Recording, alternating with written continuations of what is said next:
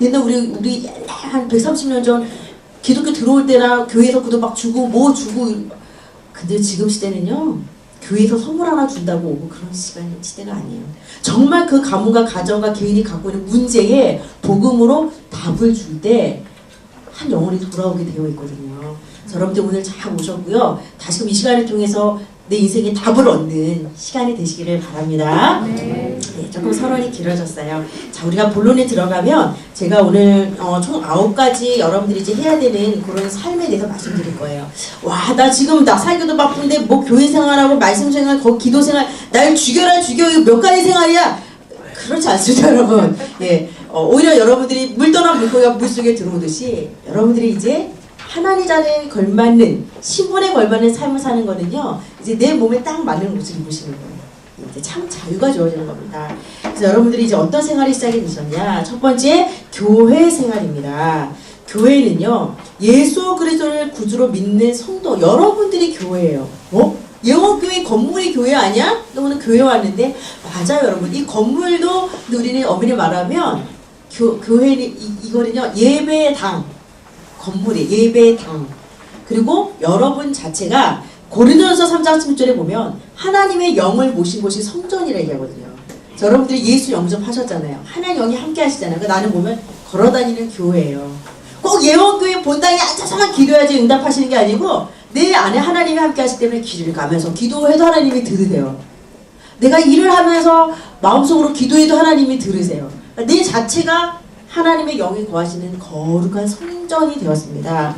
그래서 교회의 참 주인은 누구며, 우리 예원교회의 주인은요, 담임 목사님도 아니고요, 장로님 권사님도 아니에요. 그쵸? 이 교회의 주인은 하나님이세요. 네, 하나님이 세우셨고 하나님이 주인이 되시는 거거든요.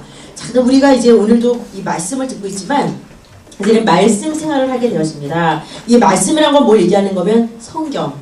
성경은 전 세계 정말 베스트셀러지만 사람이 지은 책이 아니고요. 이것은 하나님의 말씀이 기록되어 있습니다. 그래서 총 구약과 신약으로 이루어져 있어요. 그래서 앞에 부분이 이제 구약 성경이고 뒤에 부분이 이제 신약 성경이에요. 그래서 총 39권, 신약 27권에서 총 66권으로 되어 있습니다. 그래서 우리가 3구 27 9구단으로 여러분들이 숫자를 기억하시면 되고, 성령의 도우심을 받아 1600년 동안 40여 명의 사람들에 의해서 기록이 되었습니다. 그래서 여러 가지 선지자나 왕이나 다양한 사람들에 의해서 기록이 됐지만 그들이 허구로 지어낸 스토리가 아니고요. 하나님께서, 성령께서 깨닫게 하시고 성령께서 말씀하시고 하나님이 직접 말씀하시고, 이거를 기록을 하는, 인간이 기록하는 도구일 뿐이지 이 성경의 저자는 누구냐? 하나님이시라는 거죠. 그래서 구원의 책입니다. 성경 66권은 예수 그리스도만이 유일한 구원의 길이니까 이 말씀을 읽고 뭐해라? 너희 구원받아라. 이게 바로 성경이 기록된 목적입니다. 그래서 성경의 주제는요, 요한복음 5장 39절에 보면 이 성경이 곧 내게 대하여 증언하는 거다. 바로 예수 그리스도에 대해서 말씀하고 있습니다. 그래서 우리가 성경 아직 한 번도 안 읽어보고 아직 어렵잖아요, 솔직히. 그런데 여러분들이 성경은 구원 얻으라고 우리에게 주신 책이구나. 이 성경의 주제는 예수님 얘기하고 있구나. 그렇게만 이해하셔도 훌륭하십니다, 여러분. 그래서 이 성경의 주제는 창세기 3장 15절 여자의 후손, 바로 예수 그리스도를 말하거든요. 우리는 다 남자의 씨로 잉태된 남자의 후손입니다. 그런데 여기서 말하는 여자의 후손은 바로 예수님을 말해요. 그러니까 여자의 후손은요, 딱 한 분밖에 없어요. 예, 한 분. 누구? 예수님. 그래서 예수님은 남자의 씨로 잉태된 원죄를 가진 분이 아니라 동정녀 마리아의 태를 통해서 성령으로 잉태가 되신, 그래서 이 원죄, 죄 문제가 없으신 분이시거든요. 죄가 없으신 분이세요. 그래서 여러분들이 그냥 여자의 후손이 예수 그리스도를 말하는구나, 요것만 기억하셔도 엄청나요. 이거 모르시는 분들이 제가 볼 때 거의 100의 거의 99.9%는 모르세요. 여자의 후손이 누구를 의미하는 건지. 뭐군요. 여러분들은 예수 그리스도잖아! 라고 자신있게 말씀해 주세요. 출애굽기 3장 18절에 희생제물.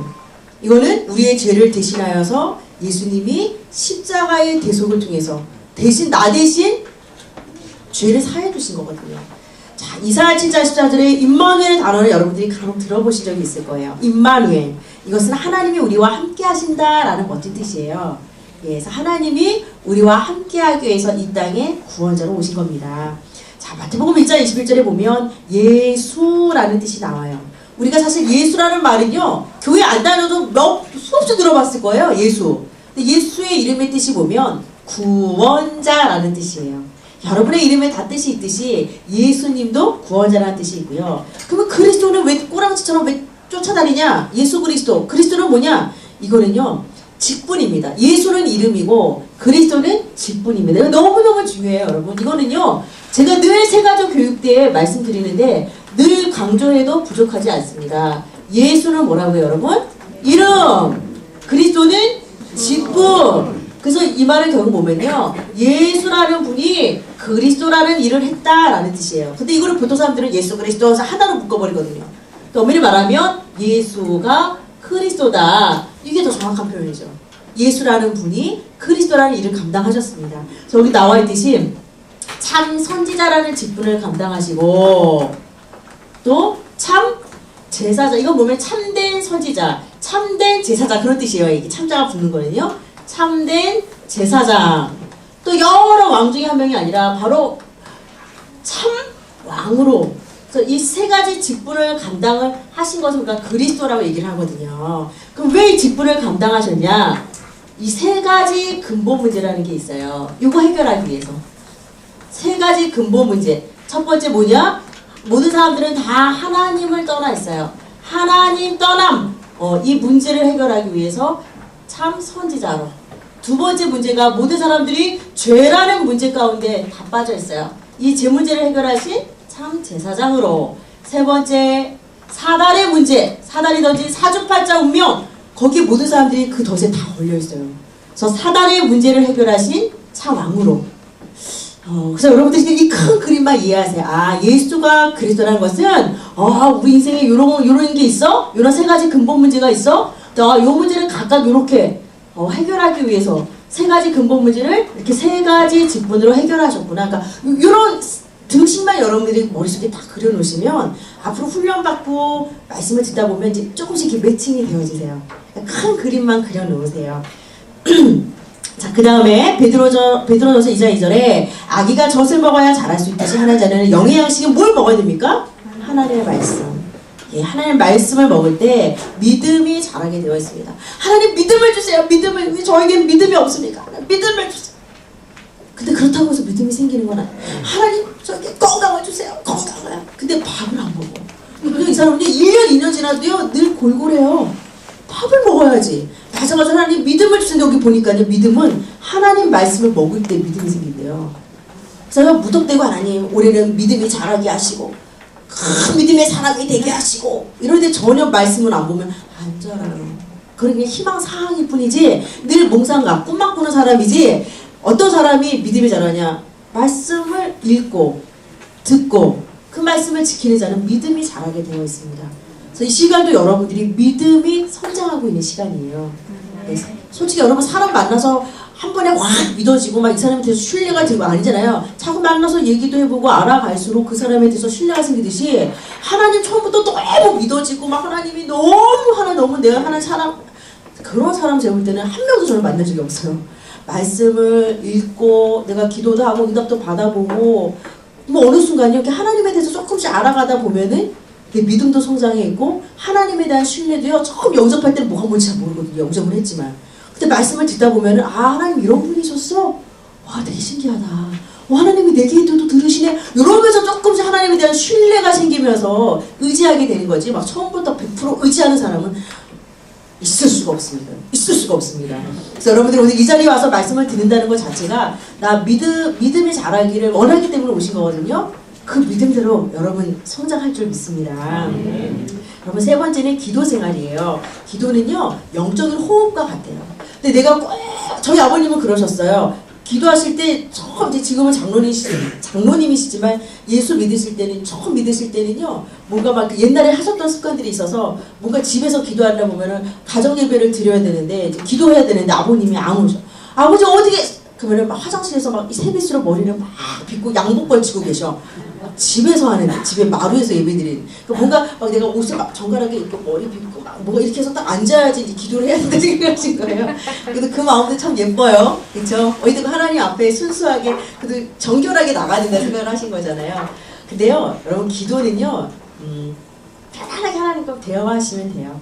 거룩한 기도만 들으시고 내가 길 가면서 하는 기도 그냥 대화식으로 하나님 나 힘들어요 이건 안 되시니 아니요 다 들으세요. 그래서 기도를 보면 우리가 호흡이라고 이야기를 하거든요. 여러분 내 호흡까지 지금 다 해놓으시는 분들 아무도 없잖아요. 그래서 호흡은 늘 해야 돼. 늘 해야지 안 하면 더 불편하듯이 영적인 호흡이에요. 하나님 자녀로서 오히려 기도가 내가 사는 길이래요.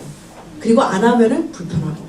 그래서 하나님과 대화하기 때문에 우리 영적인 대화라고 얘기하고 또 영적인 과학. 그냥 내가 허구의 대상을 놓고 그냥 막연히 비는 것이 아니라 진짜 영적인 과학이어서 하나님이 그 기도를 들으시고 성령이 역사하셔서 여러분 기도에 응답을 하십니다. 우리가 여러분 응답도 안 받고 체험이 없이 여러분 보고 이런 얘기 하면 저는 아마 목사 일을 못할 것 같아요. 내가 맛도 안 봤어. 내가 체험도 안 해봤어. 근데 뭔가 체험한 것처럼 막 맨날 이런 것도 한두 번이지 평생 그렇게 살려면 할 수 있겠어요? 저 같은 경우는 특히 포커페이스가 안 되는 케이스예요. 거짓말을 하면요 여기가 떨려. 그래서 사람들이 저 거짓말하지 다 알아. 안 이쁜데 아니야 이쁘세요. 아니야 나 너 좋아. 여기가 얼굴이 하나도 안 좋은 표정을 해놓고서 아니야 나는 너 좋아. 근데 저는 진짜 그거를 잘 못하겠거든. 제가 이런 얘기할 때 막 떨리거나 막 이렇게 안 하잖아요 지금. 여러분 뭐든지 그래요. 신앙은요 체험해 보셔야 돼요. 그러니까 저는 어디까지나 이렇게 영적인 길라잡이만 해드리는 거예요. 여러분 저는 이렇게 하니까 너무 좋았어요. 저는 이렇게 하니까 응답 받았어요. 여러분 저는 제 경우를 말씀을 드릴 수 있지만 결국은 우리 새가족분들이 체험하셔야 되고 여러분들이 맛을 보셔야 돼요. 그럴 수 있겠습니까? 그래서 여러분들이 교회 생활도 또 말씀을 읽을 때 기도할 때 정말 사실로 응답받고 이제 살아계신 하나님을 여러분 체험하시기를 바랍니다. 기도 응답을 받을 자격을 볼까요? 여러분 반드시 누구를 영접해야 됩니까? 예수님을 영접하고 누구로? 하나님 자녀로 신분이 바뀌어야 합니다. 그래서 우리가 보통 물 떠놓고도 빌고 길 가다가 그냥 기도한다고 하나님 들으시는 것이 아니고요. 반드시 하나님의 자녀로 신분이 변화가 되어야 됩니다. 그리스도 우리가 비로소 하나님을 뭐라고 부르죠? 하나님 아버지라고 부르잖아요. 그리고 반드시 예수 그리스도 이름으로 기도해야 합니다. 우리가 마지막에 기도할 때 예수 그리스도 이름으로 기도합니다. 아멘 이렇게 마무리하잖아요. 그래서 반드시 우리는 예수 이름으로 기도합니다. 이다사이비 종교들의 특징이 뭐냐면 안선홍의 이름으로 기도합니다. 아멘 이런 데 버린다니까요. 확 깨는 거죠. 우리 다른 목사님 몇 번 노래 부르셨잖아요. 주 하나님 지으신 모든 세계 이거를 안산홍님 지으신 모든 세계 목사님 몇 번 얘기하시길래 내가 정말 찾아봤어. 근데 정말 가사가 그렇게 되더라고요. 그래서 놀랍죠. 정말 하나님을 경배할 그 자리에 이다사이비 교주들이 그 자리를 차지하고 있어요. 우리는요 반드시 내 이름도 안산홍도 아닌 예수 이름으로 기도하시기 바랍니다. 기도의 비밀은요 하나의 자녀의 신분을 확인하는 시간이에요. 여러분 옆집 가가지고 뭐 요청하면 야 네 집 가서 네 부모한테 얘기해 이러지. 그처럼 우리가 하나님을 부를 때 하나님 삼촌이라고 안 하잖아. 하나님 아버지. 그럼 보면 내가 하나님의 자녀라는 신분을 확인하는 시간이거든요. 그리고 문제 해결의 열쇠기도 해요. 하나님 이런 문제가 있어요. 너무 제가 힘들어요. 하나님 정말 살아계신 것을 저에게 보여주세요. 우리 새가족 여러분의 기도 하나님 굉장히 기뻐하세요. 여러분들이요 막 성경 구절 넣고 막 거룩하게 안 하셔도요 그냥 아버지 하고 그냥 이름만 불러도 하나님은 여러분 마음을 이미 다 접수하셨어요. 여러분 저 필요를 채워주는 통로가 바로 이 기도이기도 합니다. 그래서 그 밀러 목사님은 조지 밀러 목사님은 5만 번 응답을 받았대요. 5만 번 기도한 것도 대단하고 5만 번 응답받은 것을 본인이 기록했다는 것도 카운트한 것도 참 대단하죠. 그 정도로요 하나님은 무엇이든 우리가 기도하는 거는 다 응답을 해주신다는 겁니다. 그리고 불신앙을 버리고 믿음으로 모든 염려를 기도 제목으로 연결하셔야 돼요. 염려 없는 사람이 어디 있겠어요. 그런데 염려에만 빠져있는 거는 우리한테 발전적이지 않아요. 똑같이 염려 속에 있지만 그 염려를 기도 제목으로. 제가 항상 예시를 말씀드리잖아요. 아유 허리 아파 죽겠네. 아유 내가 못 살아. 이러면 그냥 혼자 하는 한탄이에요. 하나님 허리가 아파요. 하나님 이걸 치료할 수 있는 좋은 의료진과의 만남들, 또 이거를 치료할 수 있는 정말 강건한 묵슬 같이 아파도 그것을요 하나님 찾으면 그게 기도가 된다니까요. 모든 염려를 기도 제목으로 연결하는 게 되게 중요합니다. 그래서 임마누엘 축복, 하나님 나와 함께하는 축복, 또 기도할 때 영적으로 성장을 해요. 또 하나님의 계획을 이루는 도구가 바로 기도이기도 합니다. 그래서 하나님은 예, 아니요, 기다려 라고 세 가지로 응답하실 때가 있어요. 저 목사님 기도했는데 응답 없던데요? 근데 그거는요 응답이 없는 게 아니라 하나님이 기다려, 때가 되면 더 좋은 거 줄 테니까 기다려. 그리고 때로는 잘못 구하거나 오히려 우리가 볼 때는 이거 있으면 좋겠는데 하나님 보실 때는 우리 신앙이나 우리한테 오히려 더 불필요한 것을 구할 때는, 안 좋은 거를 구할 때는 하나님이 안 돼, 노라고 바꾸실 때도 있어요. 여러분들이 기도 응답은 무조건 하나님이 내가 원하는 것만 다 준다고 해서 다 기도 응답이 아니라, 때로는 하나님이 기다리기도 하시고 때로는 안 된다고 얘기하시는 것도 사실 나에게 가장 좋은 부분들이에요. 여러분 자녀들이요 나쁜 거 구할 때 부모가 다 주는 부모 없잖아요. 야 다음에 조금 더 좋을 때 엄마가 많이 줄게. 야 그리고 지금 이거 내가 볼 때 너한테 별로 필요치가 않아. 오히려 너한테 더 해로워. 그럴 때는 부모들 입장에서 커트도 할 수 있는 거잖아요. 하나님 마음도 똑같습니다. 정시기도는 내가 시간을 정해서 기도할 수 있어요. 무시기도는 길을 가면서 사람을 만나면서 무시로 기도하는 거고요. 어떤 문제를 놓고 집중으로 기도할 수 있고, 권사님, 시장님 저희 가족 이런 문제 있으니까 같이 기도해 주세요. 그래서 합심기도, 여러 사람들한테 내 기도를 부탁을 해서 같이 기도할 수 있고요. 대화기도는 대화하듯이, 하나님 오늘 제가 참 마음이 지금도 말씀드리면서 여러분 기도할 수 있어요. 하나님 말씀을 들어야 되는데 왜 이렇게 눈이 내려오는지 모르겠어요. 이 시간도 말씀이 좀 들려지게 해주세요. 이것도 기도예요. 그 교육 들으면서도 기도할 수 있어요. 하나님 제가 몸은 여기 와 있지만 우리 직구적 생각하면 머리가 아프고, 하나님 정말 우리 일요일 문제 있고 내일 정말 이거 사업에 이거 결정해야 되고 내일도 거래처 만나서 이거 주일 딱 되면 한 주일 오후 되면요 이게 막 얼음병 도드시잖아요. 내일 해야 되는 일들에 대한 스트레스가 싹 이렇게 올라오시고, 이게요 그 스트레스가 엄청나잖아요. 그럼 여러분들이요 대화 기도가 그런 거예요. 그 여러분들이 그냥 대화하듯이 하나님 다 받으세요. 예, 그래서 기도하시는 게 굉장히 중요합니다. 주하고 떨어져 있어요 여러분, 기도문. 그래서 주기도문이란 말 들어보실 때 엄밀히 말하면 주님이 가르쳐 주신 기도문이에요. 너희는 이렇게 기도해라 해서 하늘에 계신 우리 아버지 이렇게 쭉 나오거든요. 사도신경은 사도들이 믿음의 고백을 했던 거예요. 전능하사. 그래서 성경에 나와 있고요. 여러분들이 예배 드릴 때 나오는 부분이라 제가 말씀 잠깐 드렸습니다. 자, 네 번째는 예배 생활인데요. 예배는 하나님께 영광을 돌리는 시간이고 하나님과 만나는 시간입니다. 그래서 예배 성공, 인생 성공. 예배 실패, 인생 실패. 여러분 이해되시죠? 정말 인생 성공하기 원한다면 여러분 예배 성공하시기 바랍니다. 따라해볼까요? 예배 성공, 인생 성공. 예배 실패, 인생 실패. 이걸 제가 아까 그 정신적으로 아파하던 그 부부 만나서요 요거 따라해보시라 했더니 자꾸 예배 성공, 인생 실패 자꾸 그렇게 얘기하시는 거죠. 아니 그거 아니고요. 예배 성공, 인생 성공. 근데 자꾸 예배 성공, 인생 실패, 인생 성공, 예배 자꾸 거꾸로 얘기하세요. 그래 내가 아예 그런 부정적인 단어 자체를 다 빼야 되겠다는. 그래서 제가 그냥 이 예배 성공, 인생 성공, 우리 성공만 갑시다 이렇게 얘기했어요. 괜히 뭐 실패 되니까 더 헷갈리시더라고요. 그래서 예배 성공, 인생 성공 하니까 이제 잘 따라하시더라고요 여러분. 그래서 우리가 정말 왜냐면 예배는요 하나님이 축복을 부어주시는 시간이에요. 그래서 한 주간 살아가는 그 힘도 얻는 시간이지만, 하나님 한 주간 내가 너를 보호하고 축복할 거야 라고 하는 약속하시는 시간이기 때문에 그냥 때 됐으니까 와서 앉아있는 시간이 아닌 거잖아요. 그래서 오늘 내가 예배 성공하면 한 주간은 보장이 되어 있는 겁니다. 굉장히 놀랍죠. 그래서 말씀드린 우리가 아멘 얘기 많이 하잖아요. 그거 보면 진실로 참으로 확실히 그렇게 될 것을 내가 믿습니다 라는 뜻이에요. 그러니까 좋은 말씀이 나올 때 여러분들이 아멘 이걸 보면요 그 말씀 나에게 그대로 이루어질 줄 믿어요. 그 내 말씀이에요. 그 내 거예요. 그래서 내가 그 축복을 내가 받을 거야 라는 어떤 믿음의 표현이기 때문에 이왕이면 좋은 말씀 드릴 때 꾹 다물고 이런 것보다 아멘 이렇게 하는 게 되게 좋아요. 그럼 보면 그 말씀을 내가 지금 탁탁 씹어가지고 꿀떡 씹혔다는 거예요. 그러니까 내 거로 접수 이건 뜻이거든요. 그래서 아멘 시간이 되게 중요해요. 입술의 고백대로 들어줘요. 좋은 말씀이 나오면 여러분들이 아멘으로 화답하시기 바랍니다.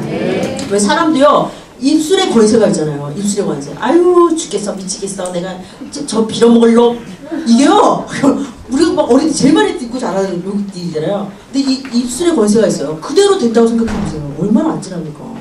근데요 하나님 자녀는 입술에 권세가 있어요. 왜냐면 하나님이 세상을 만드실 때 빛이 있으라고 말씀하셨더니 정말 빛이 있었잖아요. 말씀으로 창조하셨는데 그 하나님이 내 안에 계시기 때문에 이제 나도 입술에 권세가 생겼어요.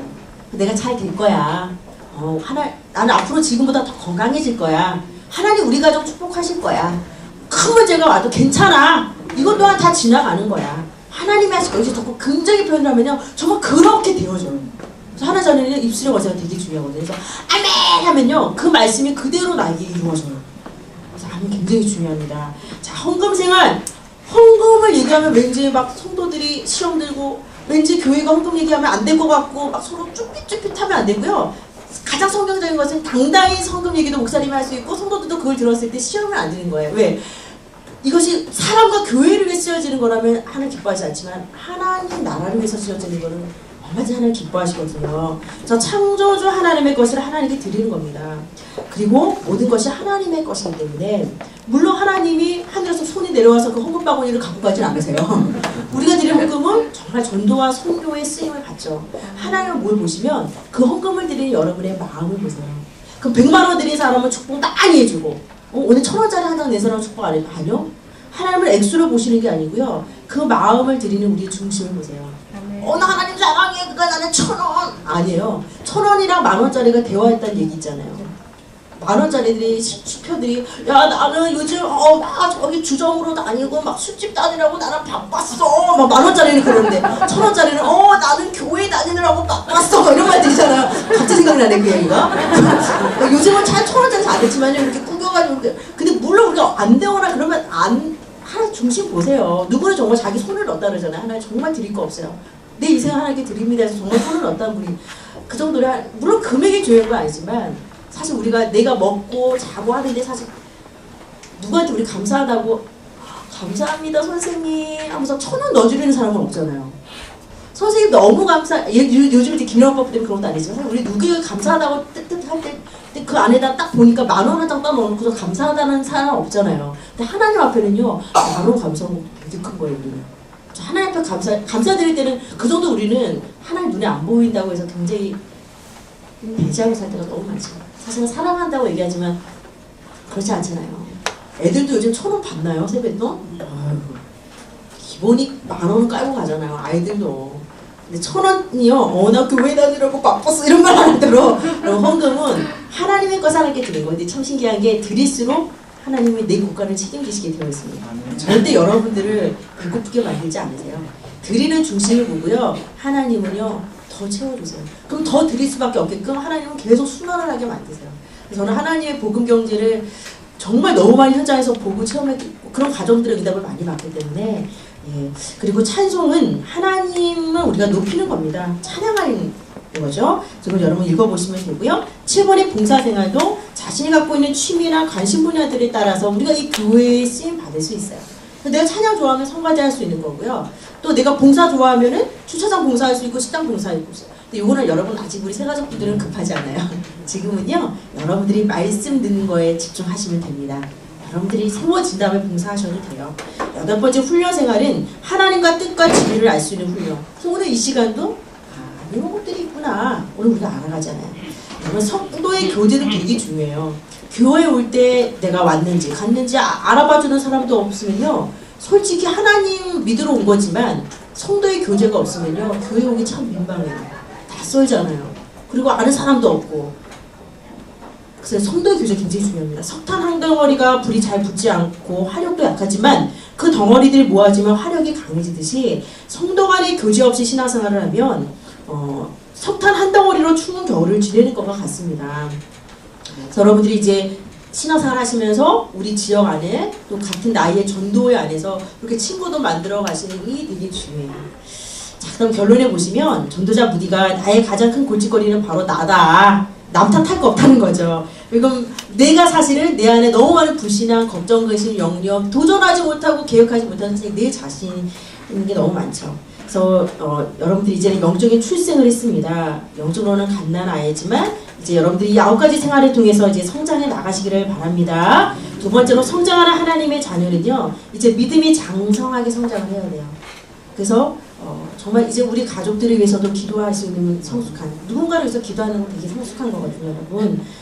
그리고 이제 온전한 하나님의 사람으로 성장해서 정말 예수 믿는 것은 정말 큰 축복이고, 정말 교회 다녀서 내가 변화된 모습을 통해서 또 많은 사람들이 여러분을 통해서 예수를 믿게 되시기를 바랍니다. 자, 적용해 보시면은 예수 생명 가진 자는 모든 환경과 사건을 뭐로 본다? 영적 성장의 디딤돌. 전에는 걸림돌이었어요. 아유, 저 인간 때문에. 응? 나한테는 항상 상처를 주고 아파했고 늘 아픈 손가락이었고 그 장애물이었던 게요. 이제 예수 안에서는요. 더 내가 그것 때문에 하나님 앞에 기도하게 되어지고 하나님의 살아계심을 체험할 수 있는 디딤돌이 되어져요. 그러니까 같은 문제지만 그 문제가 나를 실패케 하지 않습니다. 그 문제 때문에 나는 오히려 그 문제를 뛰어넘을 수 있는 더 큰 사람이 될 수 있거든요. 예수 그리스도를 온전히 닮아가는 우리 성숙한 그리스도인이 되시기를 바랍니다. 자, 여러분의 영적인 정체성, 나는 누구냐? 나는 누구라고 여러분? 하나님의 자녀. 예, 신앙 성장을 위해서 여러분들이 새로운 9가지 삶에 이제 도전해 나가시기를 바랍니다. 자, 우리 밑에 기도문 같이 읽고 마치도록 할게요. 하나님 아버지, 그리스도 안에서 새로운 피조물로 축복해 주심을 감사드립니다. 이전의 삶에서 벗어나 하나님 자녀의 신분에 걸맞는 삶을 살아가게 하옵소서. 교회, 말씀, 기도, 예배, 헌금, 찬송, 봉사, 훈련, 교제의 삶을 통해 날마다 믿음이 성장하게 하옵소서. 이 모든 말씀 나를 구원하신 예수 그리스도의 이름으로 기도 올려옵나이다. 아멘.